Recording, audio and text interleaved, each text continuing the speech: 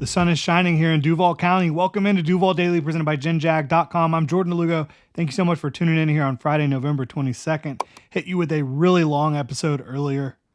Did a full Jaguars dream mock-off season.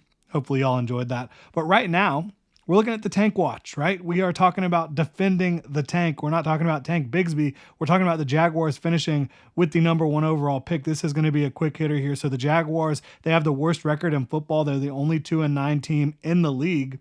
They currently hold the number 1 overall pick and the largest point differential, negative or positive, in the AFC. Minus 108 on the season. Absolutely incredible. Lame duck head coach and general manager. Injured quarterback, right? So we're just talking about what y'all got to watch when it comes to the Jaguars holding on to the number 1 overall pick. Whether you want them to finish with the number 1 overall pick or not, we're going to talk about it here today, right? So Trevor Lawrence, been dealing with the shoulder injury, the left shoulder, non-throwing shoulder. If Lawrence plays, which Doug Peterson's talked about that possibility, after the bye. Talk about kind of hoping he can play against the Texans after the bye week. If Lawrence plays, I do think the Jaguars have some wins in their future. As I mentioned, they play Houston and Jacksonville next weekend. They play Tennessee twice. They play Vegas in Las Vegas. They play the New York Jets in Jacksonville. And they play Indy to finish the season in Indianapolis. Obviously, not all of those games are gimmies at all with Trevor Lawrence at quarterback. But I do think they would win at least a couple of those games if Trevor Lawrence does return to play. If Lawrence plays, I do think they'll win some games. If he doesn't, they could lose them all and finish with 2 wins. I honestly believe that. Like, they're awful without Trevor Lawrence. So that will be a huge factor when you're monitoring, watching the tank, right?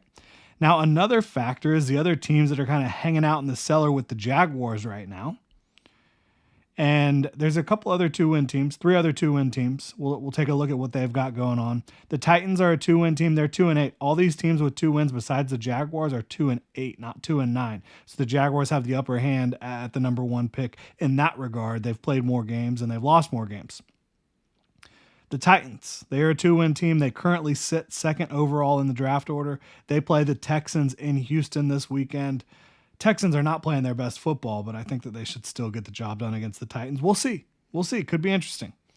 And the Jaguars, again, play the Titans twice, so those 2 teams will definitely be duking it out at the bottom there over the back half of the season, back 6 games of the season. The Giants also have 2 wins. They just cut Danny Dimes. They released their quarterback, Daniel Jones. They re-signed him last offseason. In 2023, they signed him to a big deal. They have now released him per his request. They're rolling with Tommy Cutlets, right? They're playing the Bucs, hosting the Bucs. So don't think the Giants are going to get that one. You never know, though. You never know. The Raiders host the Broncos, who are playing very good football, but that is a division rivalry game. So maybe the Raiders... Maybe Brock Bowers gets the job done for them. I doubt it. The Broncos are playing good football. So you're probably looking at all of those 2-win teams also losing. We're not going to look at the 3-win teams because those 3-win teams, Jaguars don't have to worry about them right now when it comes to tanking and getting the first overall pick, because until the Jaguars get 3 wins on the board, that's not even a concern, right? Jaguars hold the number 1 overall pick. Another factor here, if these teams...